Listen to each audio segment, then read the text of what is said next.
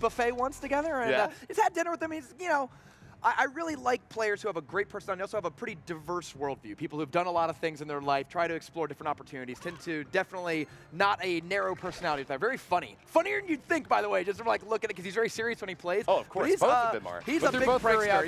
Yeah, big and prankster. very funny, you know, affable attitude. So it's gonna be a miner to start out the left lane. Surgical Goblin looking for a little bit of chip damage, but not finding it there. Aggressive expo by Tin2 on the right side with a Tesla to support, but a Giant right on the bridge is the perfect counter. Surgical Goblin about to pulverize this siege placement. Tin2 shakes his head in frustration as he knows that he's about to get walloped on the right lane. The big difference there was that Ice Spirit getting chopped up by the Mega Minion instead of jumping for the freeze. The difference there would have literally been hundreds upon hundreds of damage in a few more seconds to solve it. It's funny how Ice Spirit, this one elixir card, can be so pivotal in defensive combats, because besides dealing 100 damage to both the Giant and the Mega Minion, you buy 1.5 seconds, which is a multiplier of Expo's damage, a multiplier of Tesla's damage, and of course, your King Tower itself getting a few more shots in there. Split up of guards in the back. We're going to get a chance to see our miner chipping away at the left side. Didn't get that Expo lock that he was looking for, but it's kind of interesting that Tin was able to actually hold on that well, and Surgical Goblin has instead chosen to go for the left side tower now. Surgical switching it up a little bit. I'm not exactly sure why, or maybe he's just kind of playing both sides, right? A center-placed Mega Minion doesn't exactly scream like, I'm going hard on the left lane. That Tesla in the middle is going to take it down. Hunter already in the back. That's a kind of a fringe card. I feel like we see it every once in a while, and it looks very good when it's played, but it's not a very popular card in the meta. You don't see it in a lot of different decks, but it definitely has found a home in Giant Beatdown and Expo decks. Ice Spirit does get the jump, but doesn't manage to freeze the Hunter. He's going to be able to pop down that Tesla, but goes down at the same time. Surgical Goblin looking for that consistent chip damage at the left side, has been able to find it, but Tin2 setting up for an Expo at the right side, sets up the Tesla first, and there it goes. Expo is down, but it's going to meet a Giant out the right lane. What else does Surgical Goblin have here to try to get rid of this siege placement? Poison out back, and the miner chipped the tower down. Might be able to distract the Expo if the Giant had fallen, but nope, Giant One Punch Man finishes off that Expo, and will make it to the right side tower for another couple of clobbers. 1,500 damage remains on Tin2's right side tower. Now, Surgical Goblin has done something that you don't always see. Well, I guess it's a Giant Beatdown's fine, but you don't really always want to split your damage, right? He's done about half tower damage to both left and right towers, and that might come back to bite him. Really unlucky break there for Tin2. The Mega Minion floating on in from Surgical Goblin barely breaks through the Tesla and gets a couple swipes off onto the archers. That definitely is going to leave Surgical Goblin with bleed. And you're right, Rumham, it's very difficult to balance trying to get all the damage onto one side while also taking advantage of misplays from your opponent. If you see an opening, you've got to take it, whether or not it's on, you know, the strong side or the weak side. Surgical Goblin not making a big commitment just yet. He's holding on to that Giant to respond to the next Expo, but has definitely been able to chip that left side way further down than you might expect as we go into overtime now. Both Tesla towers conveniently placed outside the poison, like perfectly placed outside the poison. Yeah. So they are not going down and are able to shoot the Giant down. Now, the Expo did get a clear shot, but it just had so little health left. Another one comes down. Giant does come back in cycle, and it will block this next Expo. Tin2 is really struggling to put damage on Surge's towers. You'll notice that Surgical Goblin was actually a little bit behind in Elixir before this exchange started, but Giant is just such a reliable counter to the Expo. It's been very difficult for Tin to get much of a connection at all. Miner out the back right, so that Surgical Goblin is once again willing to play either lane as necessary to get the victory here. 2 minutes in overtime should be plenty of time for him to continue this line of attack. We'll see if Tin2 manages to get a lucky break with an Expo connection, or if he just continues to get whittled down at the right side. The reason for this is that Expo is a very all-in card. Like, a single locked-on Expo can absolutely ruin you. Like, it will completely kill your tower and you lose the game, right? Now, Surgical Goblin knows that if given enough time, he'll eventually just miner poison you to death, and he doesn't have to go too strong. He's got another 90 seconds of double elixir time. Whether Expo goes on the left or right, it's only setting yourself up for a pretty decent poison. It's not gonna take too much to grind these towers down. Cycling through another Expo push out the left lane. There's just no way that it's going to get through this giant in time. And Miner over to the right side, though, is uncontested. Tin2 starts taking a lot more chip damage and gives the good game. He knows that he's just one more spell cycle away from the loss. Miner and Log will get it done, and we are just ticking time away. Tin2 has been finished off. Surgical Goblin with the 1-0 in this first game, but it's more of preparation in events of this caliber. You know, it may seem like pretty easy, just pick your favorite 8 cards and get ready to rumble, but there's a lot of mind games that go into preparing and choosing which deck to bring against every opponent that you're up against, and even within the individual games against certain opponents. What do they like to start with? What do they like to finish up with? Looks like we're going to see another Expo play from Tin2, though. He's got both Archers and Tesla already. I think there might be this feeling that when you're going up against the best players in the world, you just need to play the decks you're best with. If you try to get clever and play a deck that you're not as familiar with, you're just going to make almost amateur level mistakes that are going to cost you the game anyways. So if going up against, I mean, debatably the world's best player in Surgical Goblin, just do what you're best at. You're one of the best Expo players, just stick with Expo and hope to outplay matchups. Extremely defensive Tesla setup right next to that right side tower. Tin2 seemed to be a little bit concerned about that Mega Minion that was coming on in. Manages to deal with it though and finishes off the E-Wiz out back. So decent trades there, not really having to worry too much about the attack out the right lane, but not getting very much damage in from himself. Maybe he's thinking that double elixir time would play better to his skills and to the deck that he's chosen here. Once again, an Expo deck. Up against what appears to be maybe a P.E.K.K.A control deck. We haven't seen the full 8 cards here yet so far, but it's some relatively quick bridge span elements in the first couple of minutes before we get into double elixir time here. We'll see what Surgical Goblin can bring out if he's got the big guns to deal with an Expo on the back end. I also haven't seen a Bandit in this list. Yesterday we saw a bit of bridge spam, right? We saw some Royal Ghost, Battle Ram, Bandit, Dark Prince sometimes combined. It could be a deck in that style where you're meant to just pressure from the bridge, but you're right, those last 2 cards, we don't know what they are, and that could really define them. I mean, theoretically, honestly, that could be like Pump and Golem, and that would still kind of make sense to me as a deck, right? But I'm sure it's not, but like... Yeah. I mean, I would put money down that says that Tin2's running Expo and has just been trying to find an opening for it, and as soon as he gets that Expo down, it's going to be a P.E.K.K.A on. Well, there. You did get the read. I'm now commentating as it's happening instead of making a prediction. But you went from color to play-by-play in real time. Left side's going to be a defensive P.E.K.K.A trying to get rid of this Expo. Looks like the Royal Ghost gets the connection, though. Swipes it down, and that's going to be another push out the left side for Tin2. Ice Spirit so hard to use against Royal Ghost. Royal Ghost's invisibility means that he gets the first swing on the Ice Spirit and he kills it. So unfortunately, Ice Spirit cannot be used to freeze Royal Ghost until like that he's already popped out first, or if you can freeze something near him.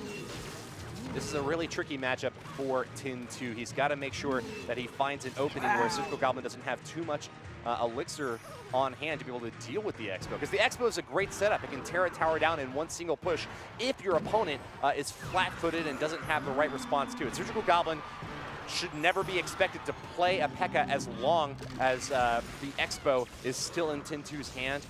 So we're definitely going to see a lot of reactive gameplay here with neither player really making much of a commitment until they notice a weakness by their opponent. This might be Surgical's opening, and he's taking advantage of it. Tin2 used a fireball on the tower, meant to hit the Mega Minion, missed the Mega Minion because the shadow is sometimes hard to catch. And that gave Surgical Goblin an opening to go in on the left side as well. Props to Tin2, his insane defense holds on. All 4 towers still sitting above 2,200 health. This could go to a draw simply because both players are playing hardcore defensive decks and neither are willing to give the other one an opportunity. That's right, a very rare matchup to see these guys play for 6 minutes, but it's really testament to the skills that they're able to put on display here. The fact that they can go this long without dropping either of their towers shows that they're very tuned in, that they're very careful. But look out! Tesla in the center here is not able to catch this Battle Ram, and Ice Spirit at the last second is able to get the Battle Ram off tower. Log knocks them all back, but that's still a nice little bit of a connection out there for Surgical Goblin, earning about 800 damage overall. If he gets another inroad like that, he might have a chance to take Tin2 down. A little bit of an off-center Tesla out back was the dangerous play that opened up that response from Surgical Goblin. And you might wonder, like, oh, you just hit the King Tower, is that a bad thing? In Expo decks, it kind of doesn't matter. You're never going to be playing troops on their side of the board. You're never going to be getting that close to the King Tower attacks. The Expo can, of course, shoot from your side of the board. So I think that was just a completely fine, safe move by Tin2. On the other hand, though, activating Tin2's King Tower was not at all what Surgical Goblin wanted there. I think that might have actually been a rare misplay from the player from the Netherlands here representing Team Liquid. Left side down to 12:08, and Surgical Goblin has kind of shut himself out from being able to get any more easy chip damage at the left side. Now, he still might be able to get a massive attack on one of these lanes, but only time will tell what he'll be able to bring in. Pekka is going to get stopped short by some skeletons, but a quick zap gives Surgical Goblin the opening that he needs to finish off that Tesla, and there's just not enough damage output on Tin2's side to be able to finish off the remainder of this attack. But look out, left lane's already got an Ice Spirit and a Battle Ram moving on in. A cheap 3 for 5 counter on defense means that Tin2 has still got a little bit to worry about out there. He finally adds in the 5th elixir to stop that push. Evened up, but Surgical Goblin gaining the elixir lead now, sends in a Mega Minion down the left lane. Only 35 seconds left though, Rumham.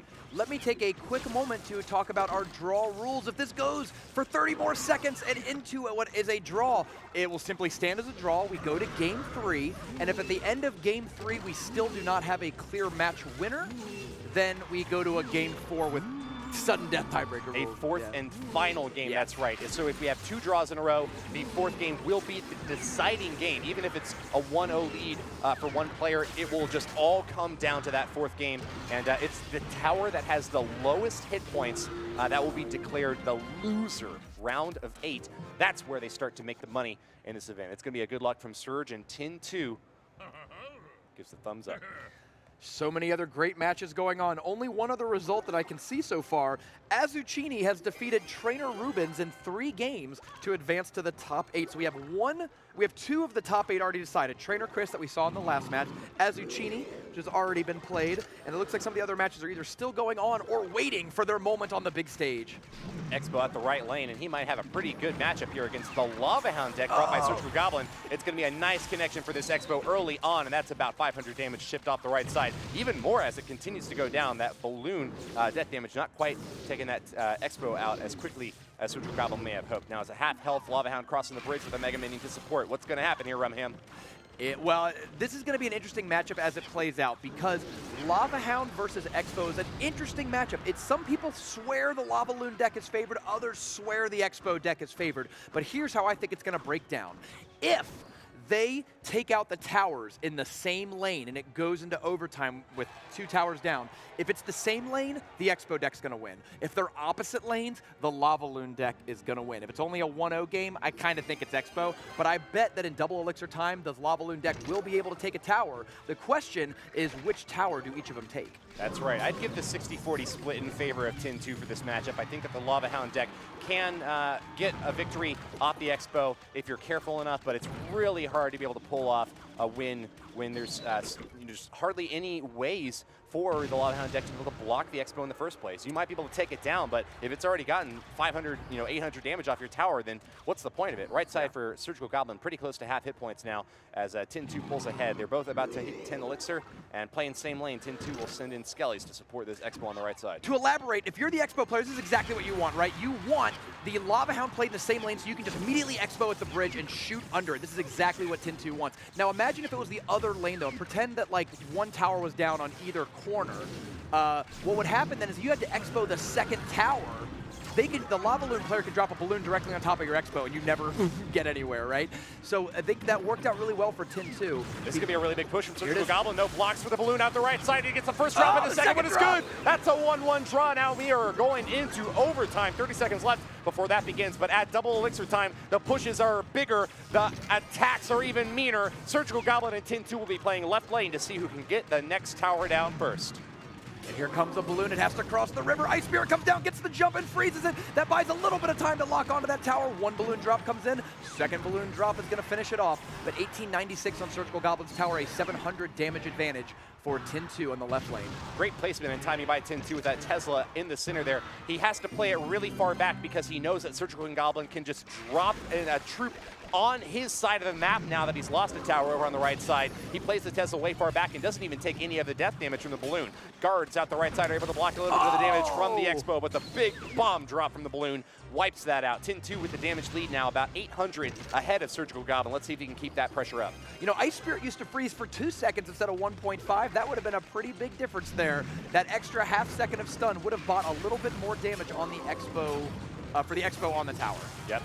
And bit by bit, Tin2 finds little tiny connections here. Left side now down to 1494 for Surgical Goblin. Tesla on defense once again coming in clutch, just out of death damage range for that balloon. That left side tower is still untouched from him. So here's what Surgical Goblin's doing. You cannot play Lava Hound. If you play Lava Hound, you lose the game. You're gonna have, oh, there he goes. So the reason why, okay, you can't play Lava Hound first, is what I was meant to say. He's trying to play the support troops in the back, the Tombstone, the Mega Minion to build up, so he can drop Lava Hound at the river Oh my to God. back it all up. Super aggressive Expo. I'm not even sure if it got value there. The balloon wallops it very quickly, and it's going to move in for the counterattack. Tin2 low on response, but he manages to get the fireball off just in time. That will be death damage on the tower. Tin2 way behind on Elixir now, though. He kind of threw away an Expo there, unfortunately. Surgical Goblin gets the opening now to try to counterattack with a Tombstone out in front to block for any potential Expo plays. Right. It's a Tesla on defense for Tin2. So I'd expect to see another replay of what we saw. Tombstone comes down first, Mega Minion second, Balloon third. Lava Hound's gonna come out in front of this Mega Minion to push this lane. You don't want to cast Lava Hound until you already have a big push going. Throws away the Ice Golem into the opposite lane. Not sure what he was thinking there. We do see guards coming on in, but this Expo is about to get destroyed. Oh, no!